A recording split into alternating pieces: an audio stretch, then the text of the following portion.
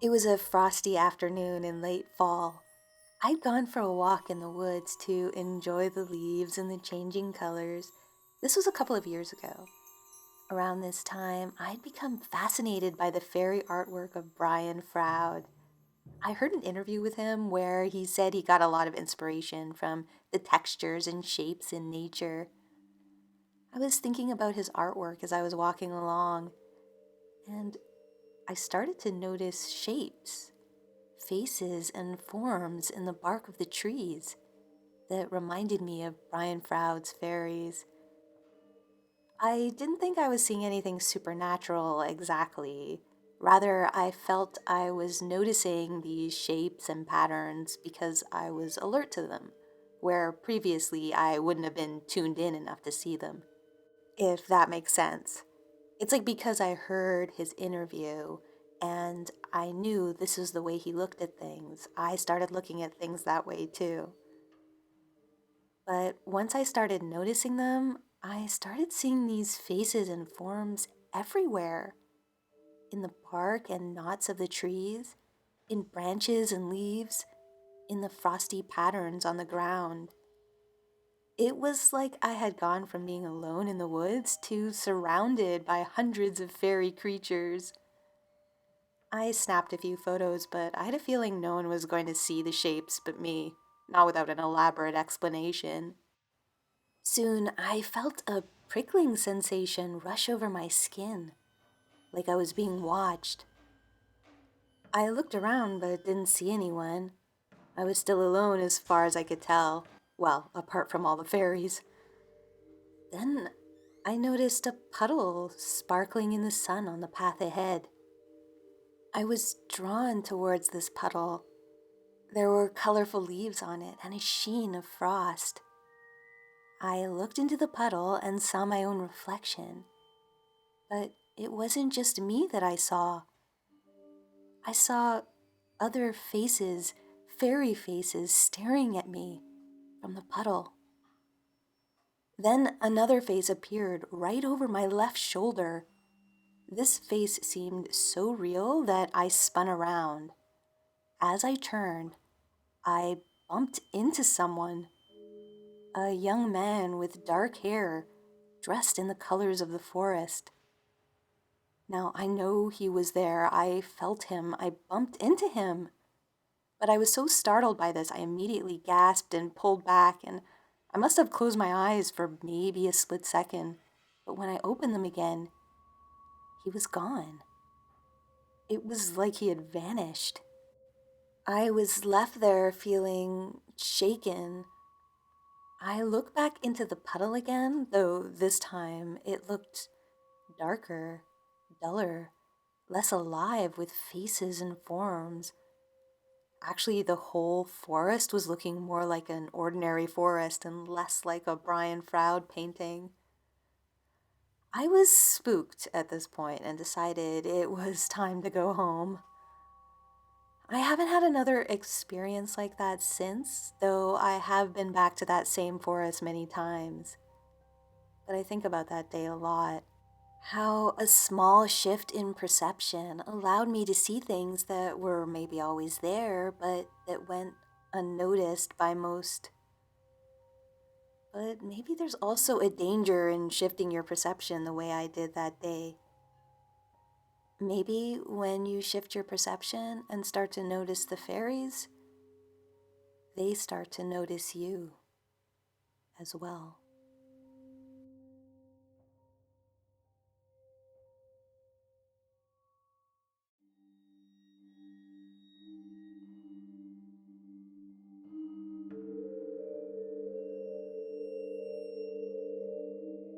One of my favorite places to visit is the Isle of Man. There's a pervading sense of strangeness there, an ancient Celtic and Norse feel I have a hard time putting into words. I have noticed it always puts me and other visitors somewhat in a sleepy, dreamlike state with the freshness of the air from the sea and mountains. On this particular trip, a friend and I went for a hike on a wild woodland path near a hillside in an area that had a long reputation for strangeness. The local folklore noted many strange sightings of all kinds of entities, from fairies to black dogs to ghosts and even the wild hunt. The day of our hike was cool and overcast, so we wrapped ourselves in wool sweaters and put on some muck boots before trudging up the muddy trail. There was a derelict property on the site that had the look of a haunted house, but we didn't pay it too much attention. The woods were thick and strikingly green, with moss growing in all sorts of odd formations. The area was quiet, no bird song at all, though I didn't become fully aware of this until we had already been on the trail for several minutes. Very soon we came upon a small pool. Next to the pool was a fairy ring. I was excited by this discovery and wanted to take some pictures. As I walked around the fairy ring, I started to notice how cold it was. I even spotted some frost coating the mosses and the mushrooms, which was unusual for the area and for that time of year. Then I felt a cold spine chill. A mist was rising between the trees and floating over the pool. We began to hear distant, echoing sounds, like drums and whistles and maybe water tumbling over rocks or wind howling through trees. I took this as a sign that we should head back, though I snapped a few quick photos before we did. The walk out seemed longer and more stretched out than the walk in, so much so that I wondered if we had taken a wrong turn or were going around in circles. But we did eventually find our way past the derelict property that reminded us of a haunted house, and then to our car. It was strange. The route we had taken out was direct and seemed to be exactly the same as the route we had taken in, just longer. Much, much longer. Later, I had the photos I took that day developed, and they were all blurry or spoiled in some way. All except one. The one that wasn't spoiled showed a figure in the tree canopy. The figure was green, mossy, and had a shimmery sheen, like frost. Whatever it was, I knew it couldn't be an animal, and it couldn't be human. It was a haunting image. Revisiting the site years later, all had changed. The derelict property was now occupied and had been fixed up. It didn't look like a haunted house anymore. Unfortunately, the woodland had also been cleared, so the hillside behind it was now visible. But the path I had taken years before still remained. I took that same path again, and it took mere minutes to reach the same location, the pool next to the fairy ring. This time, I experienced nothing out of the ordinary, and the walk back seemed to be just as brief as the walk in. There was no sense of time lengthening, and no figures appeared on any of my photos.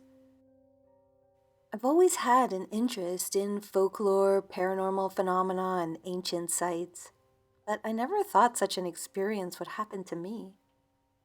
It's something I'll never forget.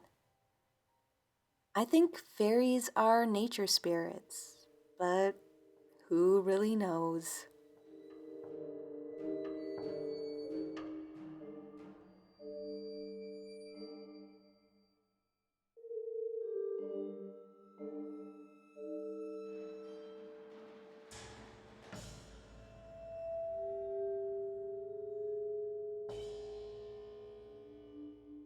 It was November 2013 in Brecon Beacons, Wales, UK. I was walking alone off a mountain where I had been walking all day in sunny, cold weather. At the foot of the mountain, I saw a gnarled tree standing alone. The tree was covered in a silvery substance that I thought at first might be frost. But as I neared the tree, I realized it was a covering of lichen. The lichen, the moss, and the gnarled bark formed all sorts of strange shapes that made me think of faces. Suddenly, I felt a tingle rush over my body. I stopped. I was overwhelmed with the sense that there were fairies in the tree. I closed my eyes and had the beginnings of an out-of-body experience. I was not afraid. In fact, I felt very safe, almost like I'd been sedated. And yet I felt I was being pulled involuntarily from my body. I wasn't ready for such strong magic, and I was alone, so I forced my eyes open and willed the experience to stop. It did stop, though when I briefly closed my eyes again, the out-of-body experience sensation started again immediately, so I kept my eyes open after that.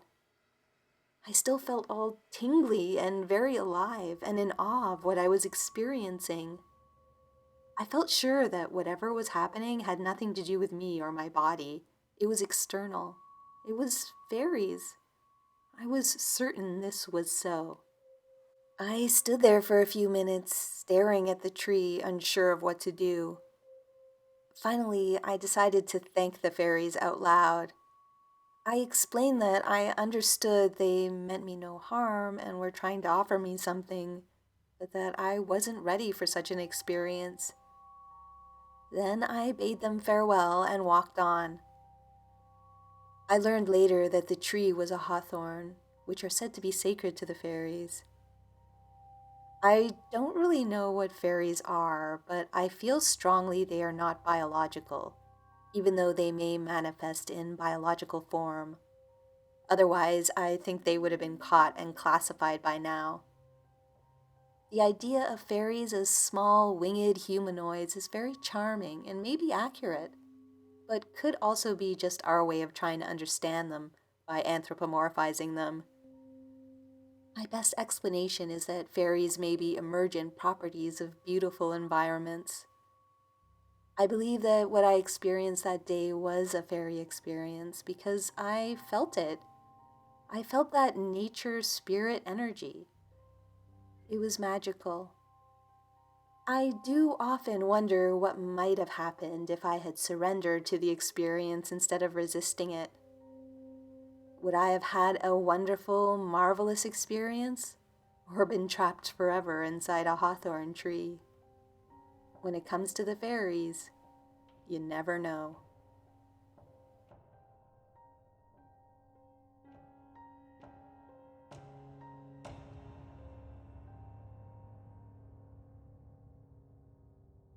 When I was a kid, I had an imaginary friend who only appeared when the weather was cold. His name was Jack. Jack Frost, actually, and he might not have been imaginary. I remember when my mother first introduced me to the concept of Jack Frost.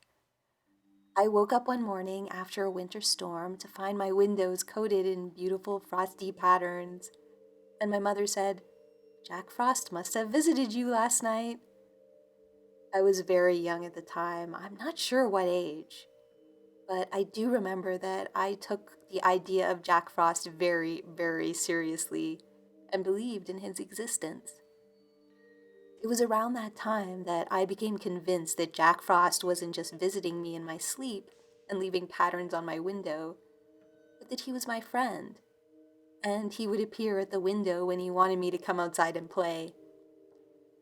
I remember seeing him at the window, an actual boy about my age, very pale with white blonde hair and icy blue eyes, the way you would expect Jack Frost to look. He was dressed in old-fashioned clothing, short pants like knickerbockers and a long coat. But to me at the time, the only thing strange about the way he was dressed was that he never had any shoes on. Whenever he appeared at the window, I would ask my mom if I could go out and play with Jack in the backyard. She would usually say yes, and I would do just that. Jack and I would play in the snow, build snowmen, play hide and seek, kid stuff, until my mom called me inside for dinner. To me, this boy was completely real. We would talk. I remember some of our conversations. I asked him about his bare feet once. I said, "Aren't you cold?" He said, yes, he was cold, but he was always cold, so it didn't matter. He also told me he wasn't a boy all the time. He said he was only a boy when he felt like being a boy. and playing games and having fun. But at other times, he was something else. I didn't understand what he was talking about, but I remember him saying it, possibly because I found it so weird. What I didn't realize at the time was that I was the only one who could see Jack. My mom used to keep an eye on me from the kitchen window when I played in the backyard, and she said I was always by myself. There was no one else with me. She thought I had an active imagination. As I grew older, Jack stopped coming to visit, and eventually I forgot about him, until years later when I was about 16. I was chatting with my mom and mentioned Jack, my childhood friend, and wondered whatever happened to him. My mom started laughing and said Jack was imaginary. But I was confused because my memories of him felt so real. I went over everything I remembered about him with her. We even had snowball fights, Jack and I. I know I didn't throw snowballs at myself. After describing him and insisting that I remembered a real boy, not an imaginary one, my mom got very quiet. Then she said there had been one incident when I was young that made her wonder about Jack. She said it was late autumn and she had been out raking leaves. When she dragged some leaves from under the window at the side of the house, she found child-sized footprints in the mud under the window. These were bare footprints, not shoe prints. She knew they couldn't have been mine because if I had been out in the mud in my bare feet, I would have tracked it all over the house. She said the footprints and the mud and leaves all around them were covered in frost.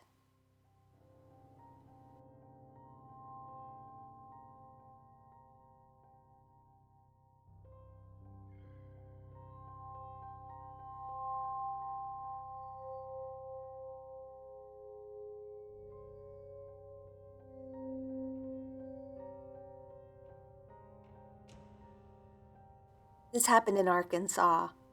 I was in a clearing on a mountain on a frosty night in autumn. It was a full moon. My friends were in the truck not far from me, listening to music, and I was dancing and spinning a stick in the moonlight. After a while, I noticed a swarm of things, hundreds of them, about an inch or two long, flying in a circle around me. It was too chilly for them to be insects. They were flying counterclockwise in the moonlight. They seemed like they glowed a bit, like phosphorescent fungus. But at the time, I thought maybe it was a trick of the light. I was trying to get a better look at them and figure out what these things were when one landed on my nose. A 2-inch thing sitting on your nose is kind of hard to see, but it sure as hell looked like a tiny, vaguely luminescent person, humanish, very small, very light, with wings, which were tickling my eyelashes. I just stood there. It was a pretty amazing moment. It felt frozen in time. Then several things happened at once. One of my friends got out of the truck. I dropped the stick, and the things all took off into the trees. They were so fast they were hard to see as they flew into the woods, and then they were gone. I'm pretty sure they were fairies. I would have mistaken them for insects, except it was too cold and the behavior was weird. Then there was the flying in a circle, the faint glow, the one that landed on my nose, and it just really seemed to be the case. I don't know. It was fairies. I've had other experiences before and since, but never one so undeniable. I mean, a fairy comes and sits on your nose, that kinda, it's not a matter of belief anymore. What are fairies? No clue. I think that's a broad territory and one that gets awful fuzzy in the reality department. I think usually it's a corner of the eye thing or a something merely felt or heard thing. I think in my experience, I might have been in an elsewhere for a bit there. I don't know for sure, of course, as this whole topic is a strange business.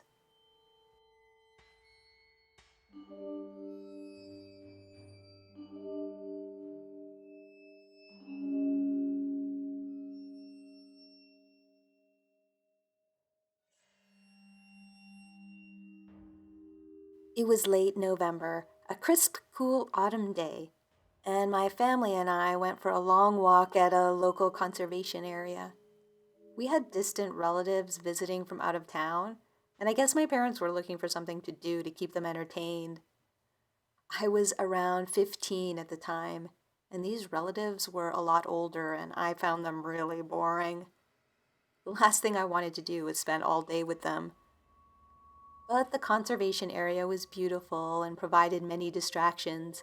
Hiking trails ran through the forest, which was bursting with fall colors, and it was filled with all sorts of interesting birds and wildlife.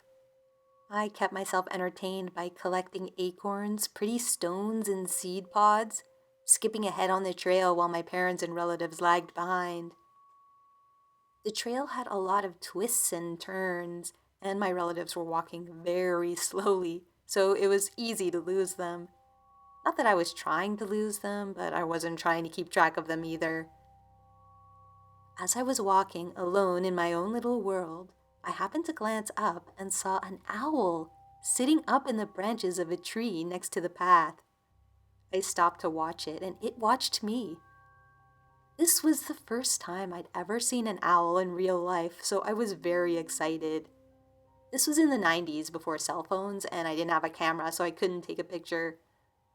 All I could do was try to capture the moment with my memory. It did feel like a magical moment. I was an imaginative teenager. I loved fantasy. One of my favorite movies was Labyrinth with David Bowie, so I told myself I was being visited by a messenger from the Goblin King. That's when the owl flew off, though he didn't fly far. He flew over to another tree further up the path, and I ran to catch up to him. Then again, we stared at each other for a few seconds, and again he flew over to another tree. Now I told myself I was being led on a magical journey by this owl. Of course, deep down, I didn't really believe it, but it was kind of like a game. I was enjoying pretending that I was in some kind of fantasy book or movie.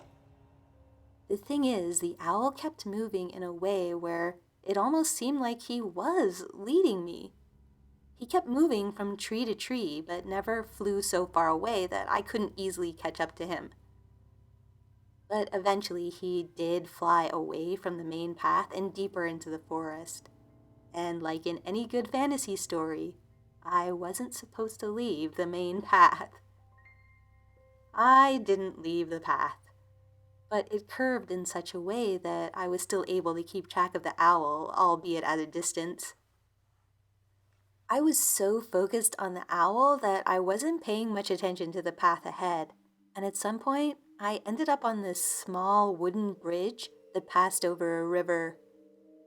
As soon as I crossed to the other side of the bridge, I felt like something had changed.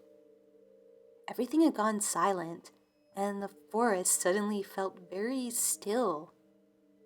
That's when I noticed the outline of what looked like a castle in the forest off the path.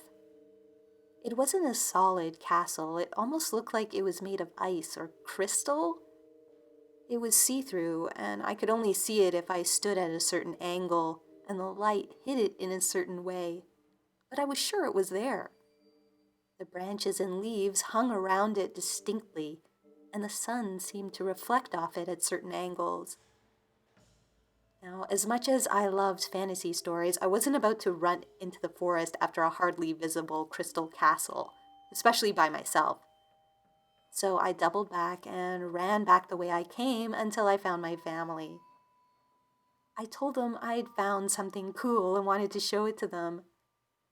Despite me encouraging them to hurry, it seemed to take them forever to make it to the bridge.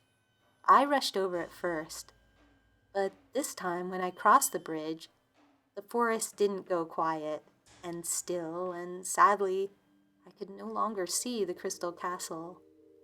I squinted, I shifted to various different angles to hopefully catch a glimpse of it, but I just couldn't find it.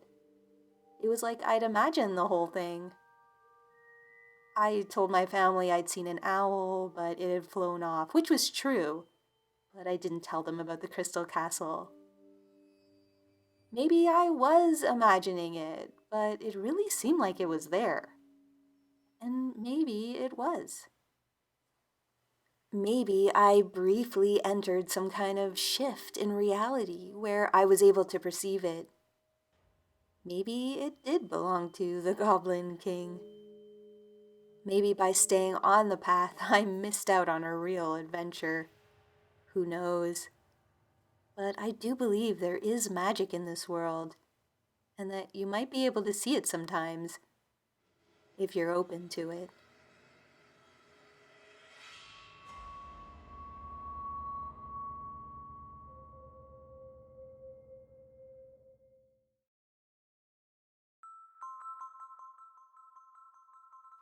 Thanks for watching, and thanks to everyone who submitted their stories for this one. If you have a story to share, you can check out my website at scaryfairygodmother.com, link in the description. It has a spot where you can submit your stories, comments, questions, or suggestions. You can also sign up for my mailing list there. It's free to sign up, and I promise I will eventually send something on it. I haven't sent anything yet, but you're going to get updates about my novel there when it's eventually available. As always, special thanks to all my supporters on Patreon who are helping to keep this content going and helping me to do things like build websites and hopefully expand in the future. I really, really appreciate you guys so much and the support you are giving this work. If you like this content and would like to support it, please check out my Patreon page. The link is in the description. You can also click the join button below to support this work.